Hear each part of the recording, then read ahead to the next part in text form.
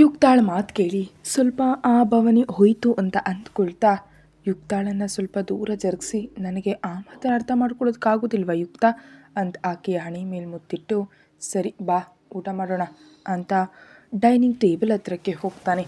ಯುಕ್ತ ಕೂಡ ಕಣ್ಣುಗಳನ್ನ ಒರೆಸ್ಕೊಂಡು ಸುಮ್ಮನೆ ಹೋಗಿ ಪೃಥ್ವಿರಾಜ್ಗೆ ಊಟವನ್ನು ಬಡಿಸಿ ತಾನು ಮಾತ್ರ ತಿಂದೆ ಹಾಗೇ ನಿಂತಿರ್ತಾಳೆ. ನೀನು ಕೂಡ ತಿನ್ನು ಅಂತ ಪೃಥ್ವಿ ಹೇಳ್ತಿದ್ರೆ, ನನಗೆ ಹಸುವಿಲ್ಲ ಅಂತ ನೀರಸವಾಗಿ ಹೇಳ್ತಾಳೆ.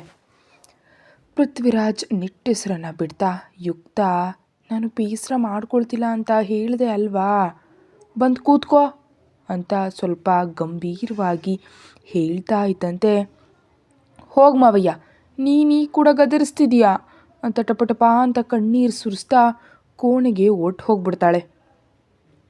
ಅಬ್ಬಾ ಇವಳಳು ಮುಂಜಿ ಸಾಕಪ್ಪ ಅಂತ ಅಂದ್ಕೊಂಡು ತಟ್ಟೆ ಮೇಲೆ ಮುಚ್ಚಳ ಮುಚ್ಚಿ ಬಾಗಿಲು ಹಾಕಿ ಯುಕ್ತಾಳ ಹತ್ತಿರಕ್ಕೆ ಹೋಗ್ತಾನೆ. ಯುಕ್ತ ಕಾಲುಗಳು ಮಡಚ್ಕೊಂಡು ಮಲಗಿದ್ರೆ ಆಕೆ ಕಾಲುಗಳ ಹತ್ರ ಕೂತು ಯುಕ್ತ ಅಂತ ಮೆಲ್ಲ ಕರೀತಾ ಅಡಿಗಾಲಿನಲ್ಲಿ ಜುಮ್ ಅನ್ನಿಸ್ಬಿಡ್ತಾನೆ. ಯುಕ್ತ ಕಾಲುಗಳನ್ನ ಟಕ್ಕನ್ನು ಎಳ್ಕೊಂಡ್ಬಿಟ್ಟು ಮುಖವನ್ನು ತಿರುಗಿಸ್ಕೊಂಡು ಬಿಡ್ತಾಳೆ.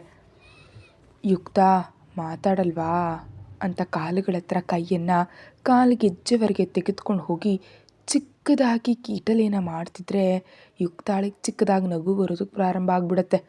ಆದರೂ ಮೊಂಡುತನದಿಂದ ಹಾಗೇ ಇದ್ದು ಕಾಲುಗಳನ್ನ ಇನ್ನಷ್ಟು ಹತ್ರ ಕೇಳ್ಕೊಳ್ಳೋದಕ್ಕೆ ಹೋದರೆ ಆಕೆ ಕಾಲುಗಳನ್ನ ಹಿಡಿದು ತಡೆದು ತಲೆಯನ್ನು ಸ್ವಲ್ಪ ಬಾಗಿಸಿ ಗೆಜ್ಜೆ ಮೇಲಿರೋ ಪುಟ್ಟ ಮಚ್ಚೆ ಮೇಲೆ ಮುತ್ತಿಟ್ಬಿಡ್ತಾನೆ. ಹಾಗೆ ಮಾಡಿದ್ರಿಂದ ಯುಕ್ತ ಟಕ್ಕನ ಕಾಲುಗಳನ್ನ ಹಿಂದೆ ಎಳ್ಕೊಂಡ್ಬಿಟ್ಟು, ಮಾವಯ್ಯ ಏನು ಮಾಡ್ತಿದ್ಯಾ ಅಂತ ಭಯದಿಂದ ಇದ್ದು ಕೂತ್ಕೊಳ್ತಾಳೆ. ಏನು ಮಾಡ್ತಿದ್ದೀನಿ ಅಂತ ಬೇಕಂತಾನೆ ಕೇಳ್ತಿದ್ರೆ, ಅದು ನೀನು ನನ್ನ ಕಾಲುಗಳನ್ನ ಹಿಡ್ಕೊಳ್ಳೋದು ಅಂತ ಏನು ಹೇಳಲಾಗದೆ ತಲೆಯನ್ನು ತಗ್ಗಿಸ್ಬಿಡ್ತಾಳೆ. ಇದು ಕೂಡ ಗಂಡ ಹೆಂಡತಿಯರ ಸರಸಗಳಲ್ಲಿ ಒಂದು ಭಾಗವೇ ಯುಕ್ತ ಅಂತ ಕಣ್ಣು ಹೊಡೆದು ಮತ್ತೊಮ್ಮೆ ಕಾಲುಗಳ ಹತ್ರ ಮಲಗಿ ಪಾದಗಳ ಮೇಲೆ ಮುತ್ತಿರ್ತಿದ್ರೆ ಯುಕ್ತ ನೈಟಿಯನ್ನು ಕೈಯಲ್ಲಿ ಹಿಸುಕ್ತಾ ಮಾವಯ್ಯ ಅಂತ ನಾಚಿಕೆಯಿಂದ ಕರೀತಾಳೆ. ಪೃಥ್ವಿರಾಜ್ ಅನ್ನುತ್ತಲೇ ಮುತ್ತಿಡ್ತಾ ಹಾಗೆ ಕಾಲ್ಬೆರಳುಗಳವರೆಗೆ ಬಂದು ಮೀಸೆಯಿಂದ ತುಂಟಾಟವನ್ನು ಆಡ್ತಿರ್ತಾನೆ. ಪೃಥ್ವಿರಾಜ್ ಚೇಷ್ಟೆಗೆ ಯುಕ್ತಾಳ ಗಂಟಲು ಒಣಗಿ ಹೋಗಿ ಬಾವಾ ಅಂತ ಪೃಥ್ವಿರಾಜ್ನನ್ನು ಪೂರ್ತಿ ಬಲ ಬಳಸಿ ಪಕ್ಕಕ್ಕೆ ತಳ್ಳಿ ತಾನು ಆತನ ಮೇಲೆ ಬೀಳ್ತಾಳೆ. ಮೇಲ್ಬಿದ್ದ ಯುಕ್ತಾಳನ್ನು ಗಟ್ಟಿಯಾಗಿ ಅಪ್ಕೊಂಡು ಸ್ವಲ್ಪ ಹೊತ್ತು ಹಾಗೇ ಇರ್ತಾನೆ. ಮಾವಯ್ಯ ನಿನ್ನ ಒಂದು ಕೇಳಲಾ, ಮತ್ತೆ ಬಂದು ಅನ್ನ ತಿಂತೀಯಾ? ಹ್ಞೂ ಹಾಗಾದರೆ ಕೇಳು, ಅದು ನನ್ನ ಡೇಟ್ ಬರಲಿಲ್ಲ. ಏನು ಅಂದರೆ ಅದೇ ಪೀರಿಯಡ್ಸ್ ನನಗಾಗಲೇ ಇಲ್ಲ. ನಾಳೆ ಯಾವುದಕ್ಕೋ ಆಸ್ಪತ್ರೆಗೆ ಹೋಗೋಣವಾ? ಆದರೆ ಮತ್ತೆ ತಕ್ಷಣ ಪ್ರಯಾಣ ಅಂದರೆ ನೀನು ಆಯಾಸ ಆಗಿಬಿಡ್ತೀಯೋ ಏನೋ. ಏನೂ ಆಗೋದಿಲ್ಲ ಬಿಡಿ, ಬೆಳಿಗ್ಗೆಯೇ ಅಂಜುಗೆ ಫೋನ್ ಮಾಡಿ ಹೇಳ್ತೀನಿ. ಆದರೆ ಇಷ್ಟು ದಿನ ಕೇಳಲಿಲ್ಲ, ಒಂದೊಂದು ಸಾರಿ ಇವೇ ಗಂಭೀರ ಆಗಿಬಿಡ್ತವೆ ಅಂತ ಸ್ವಲ್ಪ ಕೋಪದಿಂದ ಹೇಳ್ತಾನೆ. ಯುಕ್ತ ಭಯಪಡ್ತಲೇ ಪೃಥ್ವಿರಾಜ್ನನ್ನು ಗಟ್ಟಿಯಾಗಿ ಅಪ್ಕೊಂಡು ಆಗಾಗ ಹೇಳೋಣ ಅಂದ್ಕೊಳತ್ಲೆ ಮರೆತು ಹೋಯ್ತು ಅಂತ ಅಂತಾಳೆ. ಸರಿ ಬಿಡು, ನಾಳೆ ಆದರೂ ಏನು ಮರೆಯದೆ ಏನೇನು ತೊಂದರೆಗಳಿವೆಯೋ ಅದನ್ನು ಸ್ಪಷ್ಟವಾಗಿ ಹೇಳು. ಹೌದು ಅಂತ ಹಾಗೆ ತಲೆ ಆಡಿಸ್ತಿದ್ದಂತೆ ಯುಕ್ತಾಳನ್ನು ಬಿಟ್ಟು ಪಕ್ಕಕ್ಕೆ ಜರುಗ್ತಾನೆ. ಯುಕ್ತ ಎದ್ದು ನಿಂತು ಪೃಥ್ವಿರಾಜ್ ಕೈ ಹಿಡಿದು ಎಳಿತಾಳೆ. ಪೃಥ್ವಿರಾಜ್ ಕೂಡ ಎದ್ದು ಯುಕ್ತಾಳ ಜೊತೆ ಮೇಜಿನ ಹತ್ರ ಹೋಗಿ ಕೂತ್ಕೊಳ್ತಿದ್ದಂತೆ ತಟ್ಟೆ ತಗೊಂಡು ತಾನು ಕೂಡ ಬಡಿಸ್ಕೊಂಡು ಪಕ್ಕದಲ್ಲೇ ಕೂತ್ಕೊಳ್ತಾಳೆ. ಬದನೆಕಾಯಿ ಪಲ್ಯ, ಅನ್ನ, ರಸಂ ಎಲ್ಲ ಇರೋದು ನೋಡಿ ತನಗಿಷ್ಟವಾದ ಅಡುಗೆ ಮಾಡಿದಾಳೆ ಅಂತ ಅರ್ಥ ಆಗಿ ಎಂದಿನಂತೆ ಒಂದು ತುತ್ತು ತೆಗೆದು ಯುಕ್ತಾಳ ಬಾಯಿ ಹತ್ರ ಇಡ್ತಾನೆ. ಯುಕ್ತ ಆ ತುತ್ತನ್ನು ಸ್ವೀಕರಿಸಿ ತಾನು ತಿಂತಿದ್ರೆ ಪೃಥ್ವಿರಾಜ್ ನಗ್ತಾ, ಮದುವೆಗೆ ಮುಂಚೆ ಯಾವತ್ತಾದರೂ ತಿಂತಿದೆಯಾ ಅಂತ ಕಣ್ಣುಗಳನ್ನ ಗಿರ್ರ್ ಅಂತ ತಿರುಗಿಸ್ತಾನೆ. ಯುಕ್ತಾಳಿಗೆ ಆ ಪರಿಸ್ಥಿತಿಗಳ ನೆನಪಿಗೆ ಬಂದು ನೀನು ನಿಜಕ್ಕೂ ತಿನ್ನುವಂದು ಮಾಡಿದೀಯ ಮಾವಯ್ಯ? ಯಾವಾಗ ನೋಡಿದ್ರೂ ಭಯಪಡಿಸೋದೇ ಅಲ್ವೇ?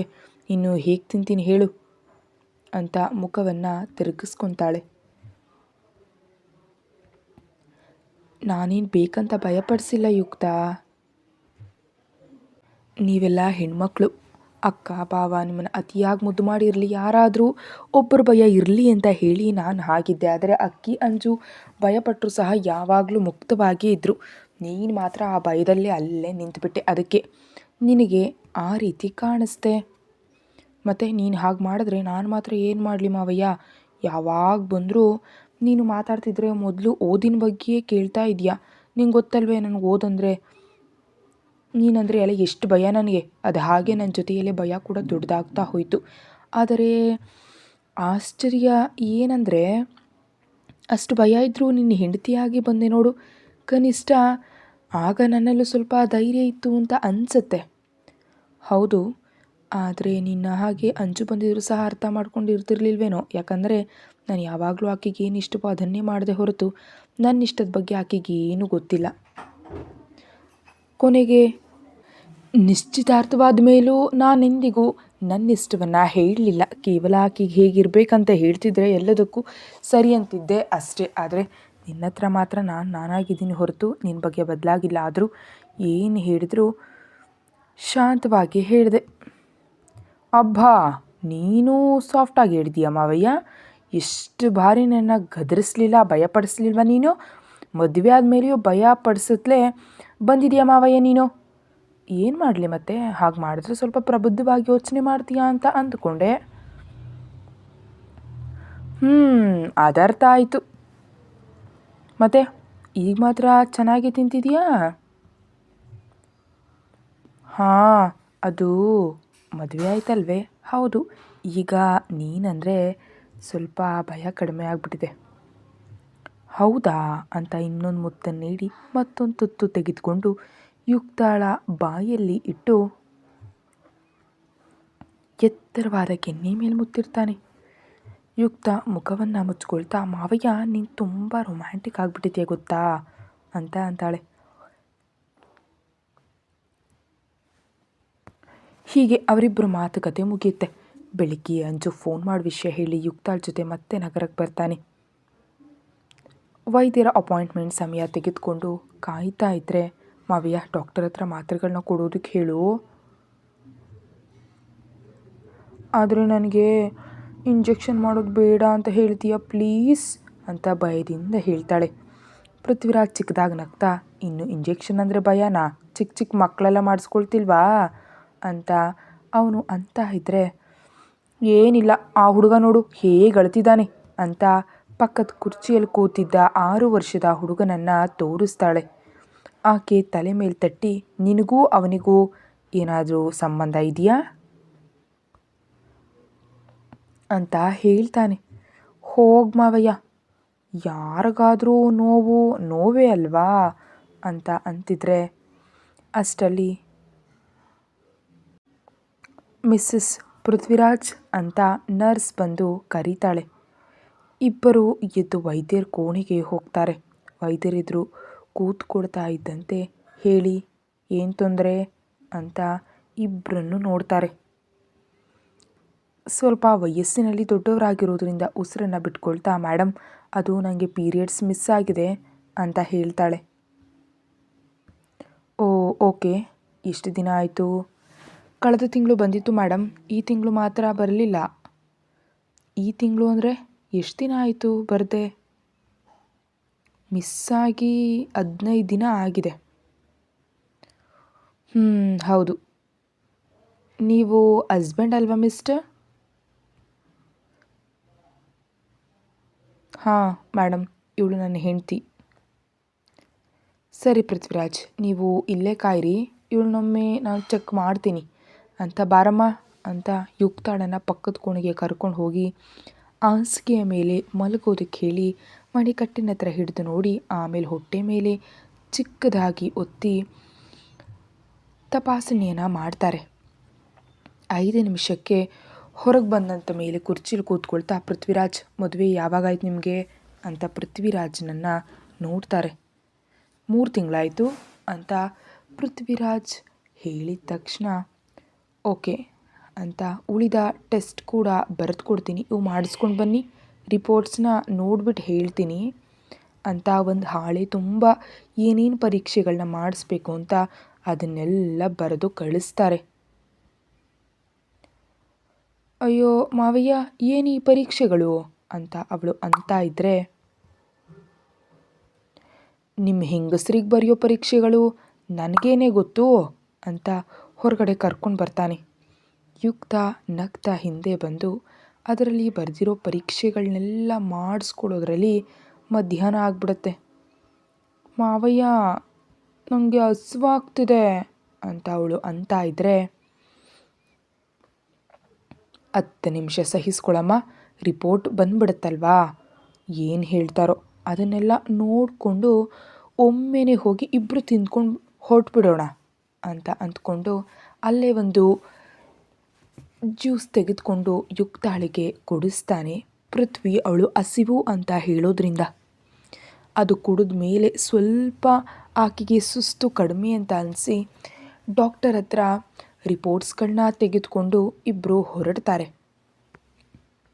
ವೈದ್ಯರು ಫೈಲ್ ಒಟ್ಟಾಗಿ ಪರಿಶೀಲನೆ ಮಾಡಿ, ಪ್ರೆಗ್ನೆನ್ಸಿಗೆ ಪ್ರಯತ್ನಿಸ್ತಿದ್ದೀರಾ ಅಂತ ಕೇಳ್ತಾರೆ ಅವರು.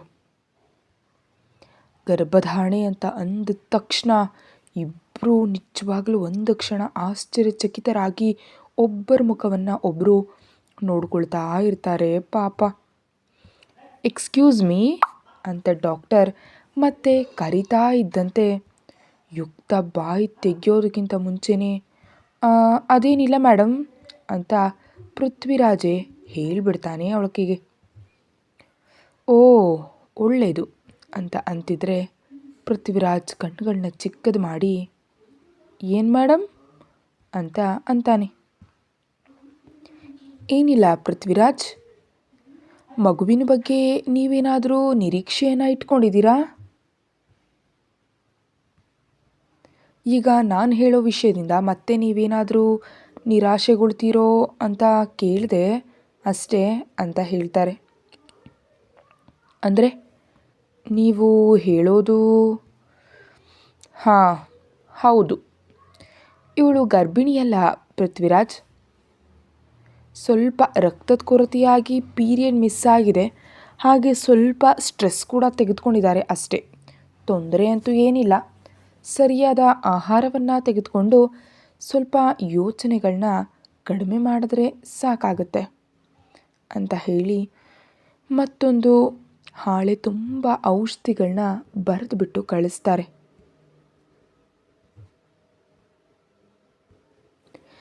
ಥ್ಯಾಂಕ್ ಯು ಡಾಕ್ಟರ್ ಅಂತ ಹೇಳಿ ಇಬ್ಬರೂ ಸೇರಿ ಹೊರಗೆ ಬಂದು ಆಯಾಸದಿಂದ ಕಾಲುಗಳನ್ನ ನೋಡ್ತಿರೋ ಯುಕ್ತಾಳನ್ನು ಕರ್ಕೊಂಡು ಕೆಳಗಿರುವಂತಹ ಕ್ಯಾಂಟೀನ್ಗೆ ಕರ್ಕೊಂಡು ಹೋಗಿ ಊಟವನ್ನು ಮಾಡಿಸಿ ಮತ್ತು ತಿಂಡಿಯನ್ನು ಪಾರ್ಸಲ್ ತೆಗೆದುಕೊಂಡು ತಿನ್ನೋದು ಮುಗಿದ ಮೇಲೆ ಮತ್ತೆ ಅವರಿಬ್ಬರು ತಮ್ಮ ಮನೆ ಕಡೆ ಹೊರಡ್ತಾರೆ. 3 ಗಂಟೆ ಆಗ್ತಿರಲು ಅವರು ಮನೆಯನ್ನು ತಲುಪಿ ಸ್ವಲ್ಪ ಹೊತ್ತು ವಿಶ್ರಾಂತಿನ ತೆಗೆದುಕೊಂಡ ಮೇಲೆ ಮಾವಯ್ಯ ಅಕ್ಕಿನ ಕರ್ಕೊಂಡು ಬಾ ಅಂತ ಹೇಳ್ತಾಳೆ ಯುಕ್ತ. ಪೃಥ್ವಿರಾಜ್ ಆವಾಗ ಸಮಯವನ್ನು ನೋಡಿ, ಸ್ವಲ್ಪ ಹೊತ್ತು ಬಿಟ್ಟು ಕರ್ಕೊಂಡು ಬರ್ತೀನಿ ಯುಕ್ತ ಅಂತ ಮುಖದ ಮೇಲೆ ಬೀಳ್ತಿರೋ ಕೂದಲನ್ನು ಕಿವಿಯ ಹಿಂದೆ ಸರಿಪಡಿಸ್ತಾ, ಯುಕ್ತ ಮಧ್ಯಾಹ್ನ ಡಾಕ್ಟರ್ ಹೇಳಿದ ಹಾಗೆ ನಿನಗೇನಾದರೂ ಅನಿಸಿದ್ಯಾ ಅಂತ ಕೇಳ್ತಾನೆ. ಯುಕ್ತ ಹೌದು ಎಂದು ಹಾಗೆ ತಲೆ ಆಡಿಸ್ತಾ, ಅಂದರೆ ಮೊನ್ನೆ ಹಾಗಾಯ್ತಲ್ವಾ, ನಾನು ಅಕ್ಕನ ಫೋನಲ್ಲಿ ನೋಡಿದೆ ಮಾವಯ್ಯ, ಗರ್ಭಧಾರಣೆಗಾಗಿ ನಿರ್ದಿಷ್ಟವಾಗಿ ಕೆಲವು ದಿನಗಳು ಇರುತ್ತವೆ ಅಂತೆ, ಅಂತಹ ಒಂದು ದಿನವೇ ನಾವು ಸೇರಿದ್ದು. ಅದು ನೋಡಿದ ಮೇಲೆ ಎಲ್ಲೋ ಒಂದು ಚಿಕ್ಕ ಅನುಮಾನ ಬಂತು. ಆದರೆ ಅದು ನಿಜವೋ ಸುಳ್ಳೋ ಗೊತ್ತಾಗದೆ ನಿನಗೆ ಹೇಳಿ ಭಯಪಡಿಸೋದು ಯಾಕೆ ಅಂತ ಸುಮ್ಮನಿದ್ದೆ ಅಂತ ಮೆಲ್ಲಗೆ ಹೇಳ್ತಾಳೆ. ಯುಕ್ತ ಹೇಳಿದ್ದನ್ನು ಕೇಳಿ ಪೃಥ್ವಿರಾಜ್ ಕೂಡ ಮೌನವಾಗಿ ಇದ್ದು ಬಿಡ್ತಾನೆ. ಇನ್ನು ಇತ್ತ ಅಂಜು ಅಕ್ಕಿಯನ್ನು ಕರ್ಕೊಂಡು ಬಂದ ಮೇಲೆ ಅಕ್ಕಿ ಪಾಂಡುವನ್ನು ನೋಡಿ ಮಾತನಾಡಿಸ್ತಾ ಇದ್ದರೆ, ಅಕ್ಕಿಯನ್ನು ನೋಡಿ ಬೆಚ್ಚಿಬಿದ್ದು, ಅಬ್ಬಬ್ಬೋ, ಈ ಹುಡುಗಿಯಿಂದ ದೂರ ಇರೋದೇ ನಮ್ಗೆ ಒಳ್ಳೆಯದು. ಮತ್ತು ಈಗ ನಾನೇನಾದರೂ ಮಾತಾಡಿದ್ರೆ ಅದನ್ನು ಮನಸ್ಸಿನಲ್ಲಿ ಇಟ್ಕೊಂಡ್ಬಿಟ್ಟು ನಾಳೆ ಯಾವಾಗಲಾದರೂ ಮನೆಗೆ ಹೋದರೆ ನನಗೇನಾದರೂ ಪಾನೀಯದಲ್ಲಿ ಏನಾದರೂ ಬೆರೆಸಿ ಪಕ್ಕ ಕೊಟ್ಬಿಡ್ತಾಳೆ ಈ ಹುಡುಗಿ. ಯಪ್ಪ, ಯಾಕೆ ಬೇಕು ಆ ಗಲಾಟೆಗಳು ಅಷ್ಟೇ. ಮಾವನ ಹೋಲಿಕೆಗಳು ತುಂಬ ಚೆನ್ನಾಗಿ ಬಂದ್ಬಿಟ್ಟಿದೆ ಈಕೆಗೆ ಅಂತ ಅಂದ್ಕೊಂಡು ಸಾಮಾನ್ಯವಾಗಿ ಮಾತನಾಡಿಸಿ ಸೈಲೆಂಟಾಗಿ ಪಕ್ಕಕ್ಕೆ ಸರಿದು ಬಿಡ್ತಾನೆ. ಬೃಂದ ಅಕ್ಕಿಯನ್ನು ನೋಡಿ ಮುಖವನ್ನು ತಿರುಗಿಸ್ಕೊಂಡ್ರೆ ಅಕ್ಕಿ ಕೂಡ ಅಂತ ಮತ್ತೊಂದು ಕಡೆ ಮುಖವನ್ನು ತಿರುಗಿಸ್ಕೊತಾಳೆ ಆಕೆಯನ್ನು ನೋಡಿ. ಸಂಜು ಮಾತ್ರ ಅಕ್ಕಿ ಕಡೆ ಕಣ್ಣು ಮಿಟಿಕ್ಸಿ ನೋಡ್ತಿದ್ರೆ, ಸಂಜು, ನೀನು ದಿನವೂ ಫಾರಂ ಹತ್ರವೇ ತಾನೇ ಮಲಗೋದು ಅಂತ ಕೇಳ್ತಾನೆ. ಹೌದು ಅಣ್ಣಯ್ಯ ಅಂದಾಗ, ಮತ್ತೆ ಇನ್ನೇನು ಸಮಯ ಆಗ್ತದೆ ಅಲ್ವಾ, ಊಟ ಮಾಡಿ ಹೋಗು ಅಂತ ಹೇಳಿ ಆತನನ್ನು ಕಳಿಸ್ಬಿಡ್ತಾನೆ. ಮೊದಲು ಅಕ್ಕಿಯನ್ನು ಸ್ನಾನಕ್ಕೆ ಹೋಗು ಅಂತ ಕೋಣೆ ಕಳಿಸ್ತಾಳೆ ಅಂಜು.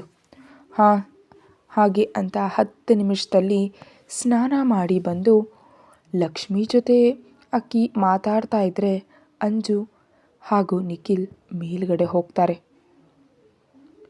ಅಂಜು ಫ್ರೆಶ್ ಆಗಿ ಹೊರಗೆ ಬಂದು ಸುತ್ಕೊಂಡು ಸೀರೆ ತೆಗೆದು ಇನ್ನು ಎಷ್ಟು ದಿನ ಹೀಗೆ ಸೀರೆ ಉಡಬೇಕೋ ಅಂತ ಬೇಸರದಿಂದ ಹೇಳ್ತಾ ಅದಕ್ಕೆ ಕುಚ್ಚುಗಳನ್ನ ಹಾಕ್ತಾ ಇದ್ದರೆ ನಿಖಿಲ್ ಬಂದು ಮಂಚದ ಮೇಲೆ ಕೂತು, ಅಂಜು, ನೀನು ಮತ್ತು ಅಕ್ಕಿ ಈ ಕೋಣೆಯಲ್ಲೇ ಮಲ್ಕೊಳ್ಳಿ,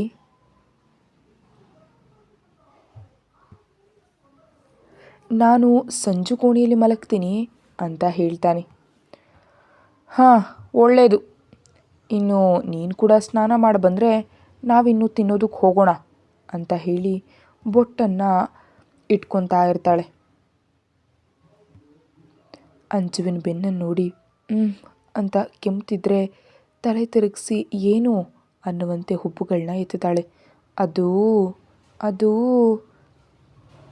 ಕತೆ ಮುಂದುವರಿಯುತ್ತೆ. ಹೆಚ್ಚಿನ ವೀಡಿಯೋಗಾಗಿ ಚಾನಲ್ಗೆ ಮೆಂಬರ್ಶಿಪ್ ತೊಗೊಂಡು ವಿಡಿಯೋ ನೋಡಿ. Thank you.